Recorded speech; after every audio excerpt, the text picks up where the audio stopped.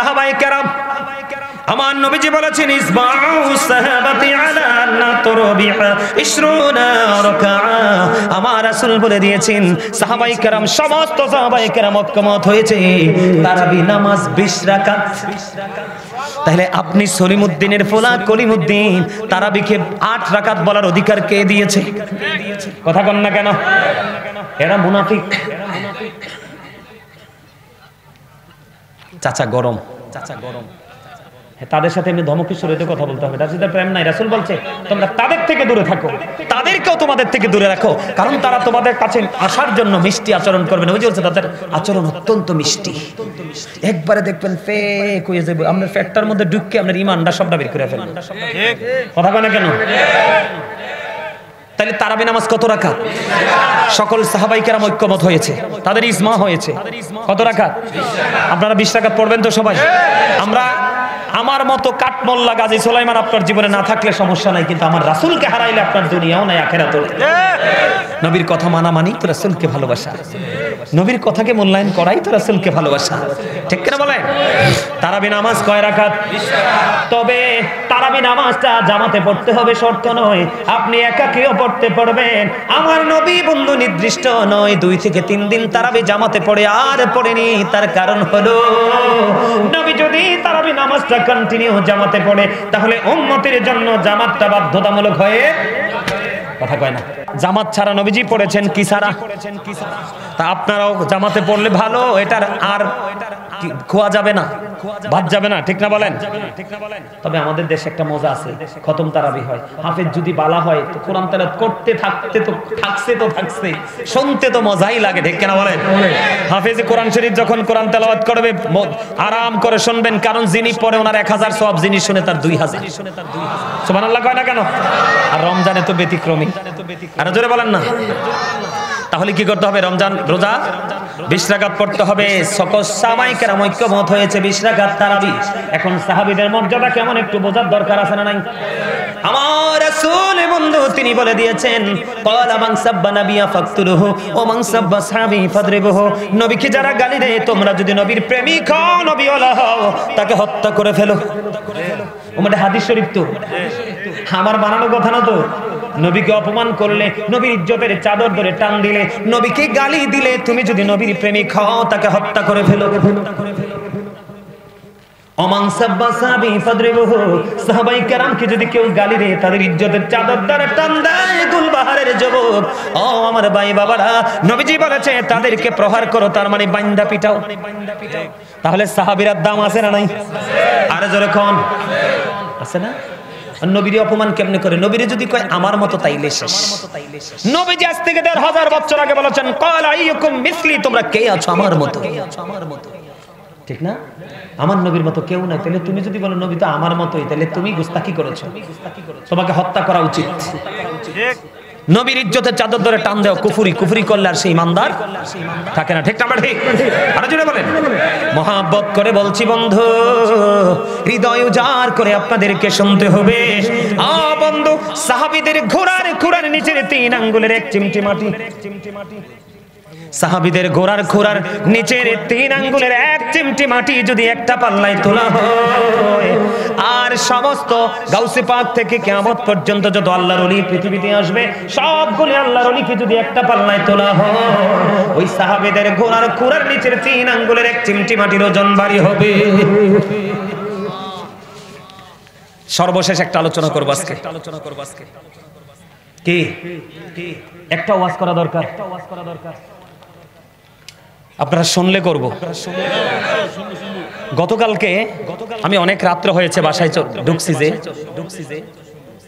সভাপতি সাহেব একটিভ আছে দুনুডা, এটাও একটু ওইটাও একটিভ। এইরকম সেক্রেটারি সভাপতি হইলে মসজিদ কখনো নষ্ট হবে না। আরো জোরে কোন। আমি বিভিন্ন জায়গায় মাহফিলে দাদা ভাই যাই, ওরে বাপ রে বাপ, সভাপতি এত মোটা মনে আমরা 5 জনও ধরতাম না। আসলে কোন মোটার কথা কইছি বুঝছেননি? এত ভাব। মনে রাখবেন, যার মধ্যে আছে ভাব তার মধ্যে আছে প্রকৃত প্রেমের অভাব। ওমা জিদি কয় না, প্রেমের অভাব মানে বুঝেন নাই, প্রকৃত ইসলাম নাই। যদি থাকতো শুধু প্রাউড ফিল করতো না, অহংকার করতো না। ঠিক না ঠিক? আপনাদের দুটোটাই সফট, আলহামদুলিল্লাহ বলেন। আমি শুধু জুম্মার দায়িত্ব ছাড়ছি সভাপতি সেক্রেটারি বেদ্যফির কারণে। সুদের ওয়াজ করলে কানে কানে গুজরি না করলে হয় না, ভিসা দিয়ে বিডি বেড়া তোর কপাল চাই। আলহামদুলিল্লাহ কোন।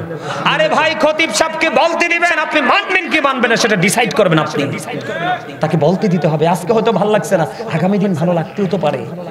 কিন্তু কখনো কোনো ইমাম সাহেব খতিব সাহেবদের কণ্ঠ চেপে ধরা যাবে, তাদের বাকরুদ্ধ করা যাবে, তাদেরকে উন্মুক্ত করে দিতে বলতে থাকেন।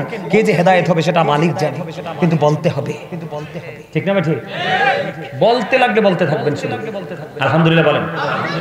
আমি কালকে প্রোগ্রাম শেষ করে যাচ্ছিলাম, আমি দেখি নাই, আমার সাথে যারা ছিল এবং আমার ড্রাইভার, আমাদের কুমিল্লা সিটি যখন আমি ক্রস করে ঢুকছিলাম, আমার বাসার যে গলি সেই গলি দিয়ে তখন একটা মোড় নিতে হয়, একটা টার্নিং নিতে হয়। টার্নিং এ দেখছে একটা মহিলা, একটা সিঙ্গেল একটা মহিলা, সে মসজিদে নামাজ পড়ে বাসার দিকে যায় রাত্র প্রায় 2:30 থেকে 3টা।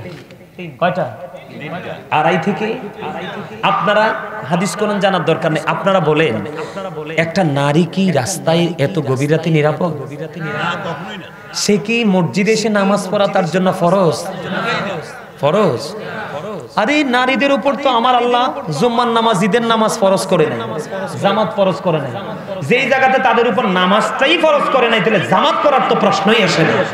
কথা বলেন না ভুল বলছি? সাইয়্যিদুল আইয়াম, জুম্মার দিন শ্রেষ্ঠ দিন, ফ্রাইডে, শুক্রবার, যেই দিনটা রোজার ঈদ কুরবানির ঈদের চাইতে উত্তম, সেই দিনে নারীদের জন্য নামাজ ফরজ না। তাহলে তারা কোন যুক্তিতে মসজিদে নামাজ পড়তে যায়? আমার কথা কি বুঝতে পারছেন? আপনারা দেখছেন কিনা জানি না, উত্তর দিকে গত বছর অনলাইনে দেখেছি একটা মহিলা ভোর রাতে সাহারি খেয়ে এসে এক ঘর থেকে আরেক ঘরে যাওয়ার সময় এক নিঝুম জায়গায় কয়েকটা ছেলে ধরে গভীর রাতে তাকে ধর্ষণ করেছে। নাউজুবিল্লাহ বলেন, আনাজুবিল্লাহ বলেন। আপনারা ঘেটে দেখবেন অনলাইনে, আমি ভিডিওটা ভালো করে দেখেছি। খবরটা এইভাবে আসছে, ওই বাড়ি থেকে অন্ধকারে চাপিয়ে ধরেছে, তার ইজ্জত লুটে নিয়েছে। আমার আল্লাহ বলে দিয়েছেন, ওয়াকারনা ফি বুয়ুতিকুন্না ওয়ালা তাবাররাজনা তাবাররুজাল জাহিলিয়াতিল উলা। আল্লাহ নারীদেরকে বলছে, ওই জাহিলি যুগের নারীদের মতো তোমরা তোমাদের রূপটা বেগানা পুরুষকে, তার মানে তোমরা পর্দা করো, ঘরে থাকো। যদি ঘর থেকে বের হও, ঘর নিয়ে বের হয়, তারপরও নারীদের একলা বের হওয়ার কোনো বিধান হয় উপযুক্ত ছেলে থাকতে হবে, না হয় স্বামী থাকতে হবে, না হয় বাবা থাকতে হবে। একটা নারী তার সীমানা ছেড়ে কি করতে পারবে না? একাকী বিচরণ করতে পারবে না। আল্লাহ রাসূল বলেছে নারীরা হলো গোপনীয় জীব। নারীরা কি? গোপনীয় জীব। তোমরা গোপন জায়গায় থাকো। নারীরা যখন প্রকাশ্যে আসে তখন শয়তান তাদেরকে দেখলে উকি ঝুঁকি দেয়। এটা হাদিস শরীফ। উম্মে মাকতুমের পুত্র আব্দুল্লাহ নবীজির দরবারে আসতেছে, মাইমুনা সহ আমার নবীজির দরবারে উম্মে সালামা সহ ছিলেন। যখন খেয়াল করেন নারী দ্বারা কত সেনসিটিভ ভাবে থাকতে হবে। যখন উম্মে মাকতুমের পুত্র আব্দুল্লাহ নবীজির দরবারের দিকে আসতেছে, এবার আমার নবী উপস্থিত নারীদেরকে বললেন, তোমরা এখান থেকে আত্মগোপন করা, উঠে চলে যাও। ইয়া রাসূলুল্লাহ, ইয়া হাবিবাল্লাহ, নবী গো, উম্মে মাকতুমের পুত্র আব্দুল্লাহ কি অন্ধ নয়? আমার নবীজি বললেন, উম্মে মাকতুমের পুত্র অন্ধ, কিন্তু তোমরা তো অন্ধ না। হাদিস শরীফ। তার মানে কি? আপনি হয়তো বোরকা পরেছেন, চোখ দুটি তো খোলা আছে। আপনি কি মসজিদে যখন যান আপনার কি হয় না? অন্য পুরুষের দিকে দৃষ্টি যায় না?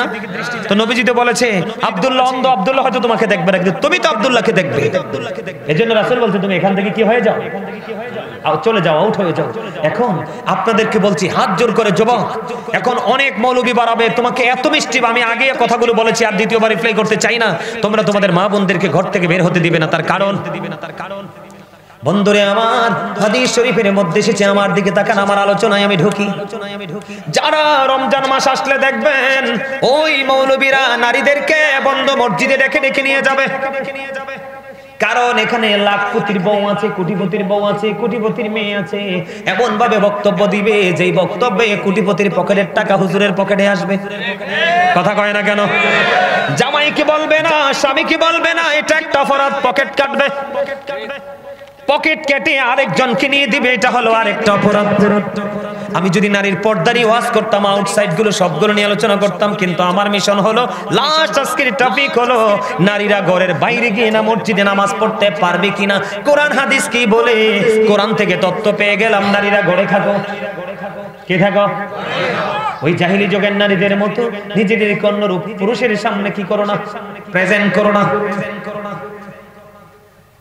হাদিস শরীফের মধ্যে সে বন্ধু উম্মে হুমায়রা ডেকে বললেন, ইয়া রাসূলুল্লাহ, ইয়া হাবিবাল্লাহ, নবী গো, ও প্রাণের নবী, আমি আপনার পিছনে নামাজ পড়তে পছন্দ করি। খেয়াল করেন যুবক, তোমরা খেয়াল করো, ওই মুনাফিক মার্কা মৌলবীরা, ওই খবিসরা কোরআন হাদিস ভালো করে পড়তে জানে না, কারণ ভালো কিতাব কেনার সক্ষমতা তাদের নাই।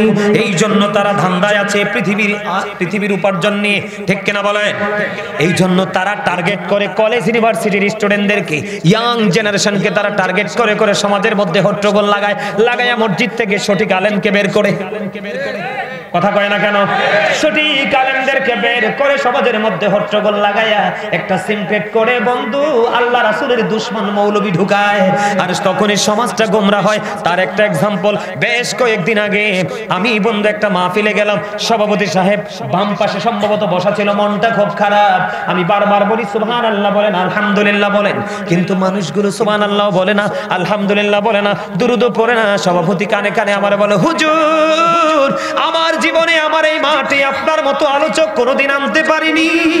আপনার কথাগুলো, আমি তো কোরআন হাদিস পড়িনি, আপনার কথাগুলো আমার কাছে এত প্রেমময় মধুময় মনে হয়েছে গো হুজুর। আমার সমাজের মানুষগুলোর কোনো দোষ নাই, ওই নবীর দুশমনেরা ভালো দলিল দিতে পারে না, কোরআন হাদিস থেকে আলোচনা করতে পারে না, ওরা বেদাত বলতে বলতে আমাদের পুরো সমাজকে নষ্ট করে দিয়েছে। এখন মানুষ কোনো আমল করতে ভয় পায়।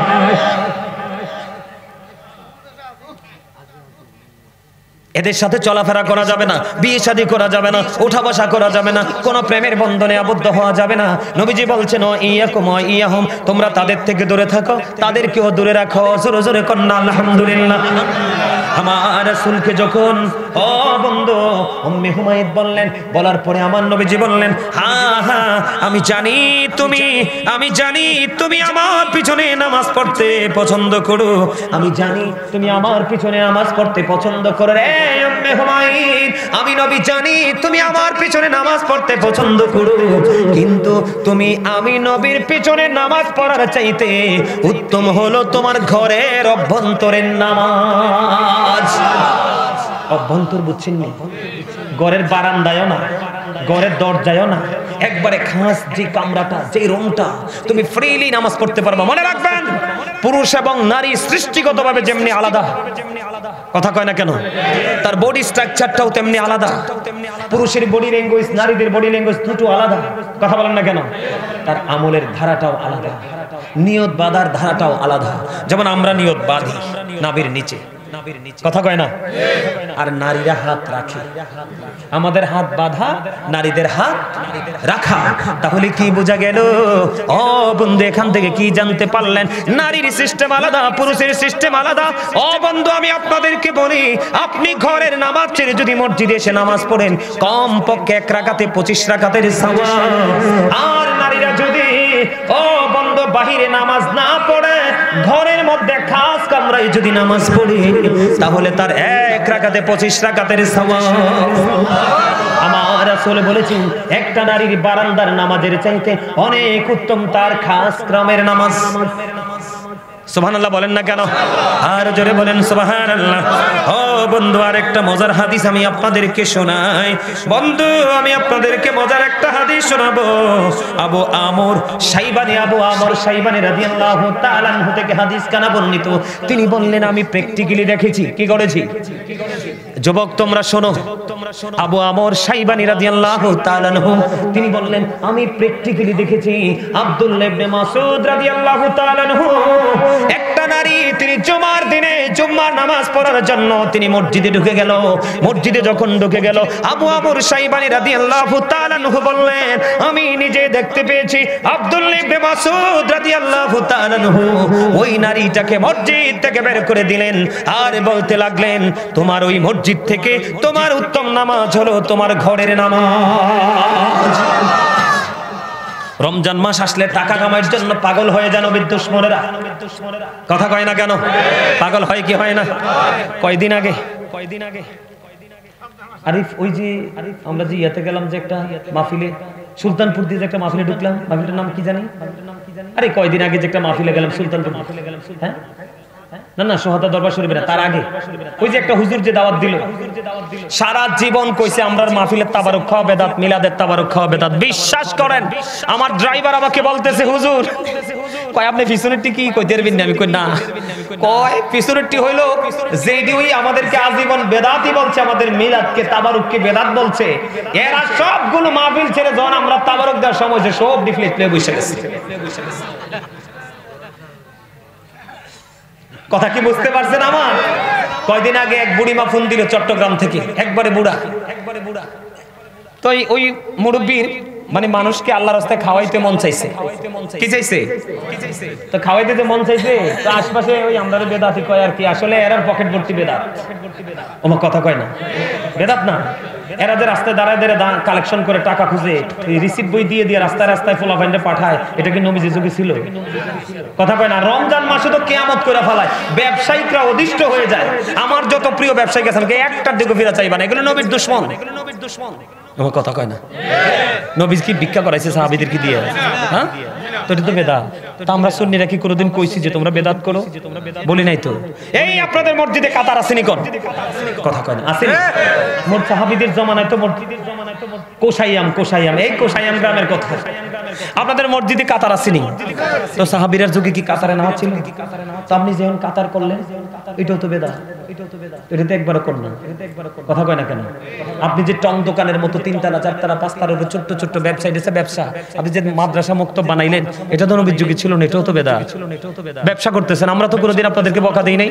আমি নবীকে ভালোবেসে আমি নবীর প্রেমে পড়ে দুরূদ পড়ছি, মিলাদ পড়ছি, কিয়াম করছি, দাঁড়ানো কি নাজায়েজ? সাহাবীরা যদি দাঁড়াইতে পারে, হাসান ইবনে সাবিত মসজিদে নববীর মিম্বরে দাঁড়ায় নাই? আপনারা এখানে মদিনায় গেছেন, আছেন নাকি? আছেন? আচ্ছা চাচা বলেন তো, নবীজির রওজায় যে গেটে ঢুকেন, একটা সেকেন্ডের জন্য দাঁড়াবার সুযোগ আছে? বসার সুযোগ আছে? আরে মিয়া বসা তো থাক দূরে, দাঁড়াইবার তো সুযোগ দিবেন আপনাকে। দাঁড়িয়ে নবীজিকে সালাম দিয়ে বের হয়ে যাও। তা আমি নবীজিকে দাঁড়িয়ে সালাম দিব, আপনি আমাকে বেদাতি বলে দিলে? সূরা ফাত খুলে দেখেন, আল্লাহ বলেছেন অত আজিরহু অত আকিরহু, help him and respect him. তোমার রাসূলকে সাহায্য করো এবং সম্মান করো। আর নবীজিকে আমরা সম্মান করি না দাঁড়িয়ে? কথা বলেন না কেন? কথা বলেন, সম্মান করি না? তো সম্মান কি না যায়? নবীজিকে সম্মান করা, ভালোবাসা তো ফরজ। নবীজি কি মারা গেছে? আল আম্বিয়াউ আহিয়াউন ফি কুবুরিহিম ইউসাল্লুন। নবী আপন আপন রওজায় জিন্দা নামাজরত অবস্থায়। তো তুমি যদি বলো আমার নবীকে ভালোবাসলে এটা বেদাত হয়, তো তোমাকে তোমার আওলাদকে বললা যায় যে আমার মরার পরে নবীর আমার কবরে রাইখা বিসমিল্লাহি ওয়া আলা মিল্লাতি রাসূলিল্লাহ কইলা। কথা কয় না কেন? তুমি নবীরে বাদ দিবা কেমনে? আমার আল্লাহ যেখানে নবী সেখানে আল্লাহ কয় Habib. Allah of the first pillar is the Lord of all, Rabbul Alamin. Muhammad Rasulullah sallallahu alaihi wasallam is the blessing for the world, rahmatan lil alamin. আমার আল্লাহ কয় আমি সৃষ্টি জগতের সীমানা বরাবর আমি রব্বুল আলামিন, ঠিক সেই সীমানা বরাবর আমি আপনাকে বানিয়েছি রহমাতাল লিল আলামিন। তো তুমি নবীর ছোট করো কিল্লে? তোমার তো কপাল পুড়ছে। কথা কি বুঝতে পারছেন আমার কথা? মনে রাখবেন, আমি আপনাদের কাউকে মিন করে বলছি না, সত্যটা তুলে ধরছি। কারণ সত্য বললে কারো না কারো খারাপ লাগবে। কথা বলে না? কারণ আল হাক্কু মুররুন, হক কথা তো তিতা, কিন্তু আল্লাহ বলতেছে অকুলু কাউলান সাদীদা, তিতা হইলো সত্যটাই বলো, সে দ্য রাইট থিং। কেন সত্যটা কেন বলতে হবে? হযরত মুহাম্মদ সাল্লাল্লাহু আলাইহি সাল্লাম was born in Arab country. His father's name was Abdullah. His mother's name was Amina. His father died before he was born. He lost his mother in his childhood. He was very truthful. আপনার আমার নবী ছিলেন শ্রেষ্ঠ সত্যবাদী। সুবহানাল্লাহ কয় না? Allah is only known, follow his law and light for eternal success. আল্লাহ সবকিছু, কিন্তু আপনাকে ফলো করতে হবে ল এন্ড লাইট, আল্লাহ এবং রাসূল, কোরআন এবং হাদিস। তারপরে আপনি পরিপূর্ণ সফলতা অর্জন করতে পারবেন। আপনাকে ফলো করতে হবে একটা মদিনাওয়ালা, আর যার অন্তরে মদিনাওয়ালা আছে আপনি সেই আলেমের সাথে প্রেম লাগান, অন্যথায় জীবনে নসিব খুলবে না। এটা আল্লাহ এবং আল্লাহ রাসূলের কথা। এই আমার কাছে বিশ্বাস করে আমার কাছে আফসোস লাগে, আমরা মুসলমান নবীর উম্মত হওয়ার পরে নবী চিনতে পারি নাই। আমেরিকার গবেষক মাইকেল এইচ হার্ট তিনি বক্তব্য দিয়েছেন, the 100 A ranking of the most influential person in the history. তিনি 100 জন প্রভাবশালীর তালিকা করলেন। ইনফ্লুয়েন্সিয়াল দ্বারা আপনার আমার প্রাণের নবীকে শ্রেষ্ঠ প্রভাবশালী হিসেবে আখ্যায়িত করলেন। আপনার আমার সুপরিচিত ডক্টর আহমদ পেয়ারা বাগদাদি পীর সাহেব কেবলা, যিনি বসরা ইউনিভার্সিটির লেকচারার ছিলেন, অসংখ্য কিতাব তিনি ইংলিশ, আরবি, বাংলা, উর্দুতে লিখেছেন, অসংখ্য কিতাব শুরু থেকে শেষ করার নসিব আমার হয়েছে। ওনার একটা বক্তব্য আমার হৃদয় ছুঁয়েছে। তিনি বলেছেন, of all the great religious personalities of all prophet Muhammad রাসূলুল্লাহ সাল্লাল্লাহু আলাইহি ওয়াসাল্লাম ওয়াজ দ্য মোস্ট সাকসেসফুল। পৃথিবীর বুকে যত নবী রাসূল এসেছে, সকল নবী রাসূলের মধ্যে আপনার আমার প্রাণের নবী ছিলেন সবচেয়ে সফল। আমরা সেই নবীর উম্মত হয়ে ধন্য না নগণ্য? আরো জোরে বলেন, আরো জোরে। আমার একটা ভাই আমাকে 500 টাকা হাদিয়ে দিয়ে বলছিলেন, হুজুর আপনি একটা গজল গাইবেন। ভাইটা কোথায়? কোথায়? হাত তোলো। তুমি দেখছেন কত পিছের থেকে হাদিয়ে দিয়ে গেছে। আমি তোমার জন্য আজকে অনেকগুলো গজল গাইবো। গজল গেয়ে আজকের মাইলাত কি আমি শেষ করে দিব। গাইবো? আপনার নবীর প্রেমে পাগল তো? আরো জোরে। হৃদয় দিয়ে কান খুলে আমার গজলটা শুনবেন। একটু বলে শেষ করি কেন জানেননি? সবটা বললে অনেক সময় লাগবে, একটু একটু বলি, এক একটার মজা।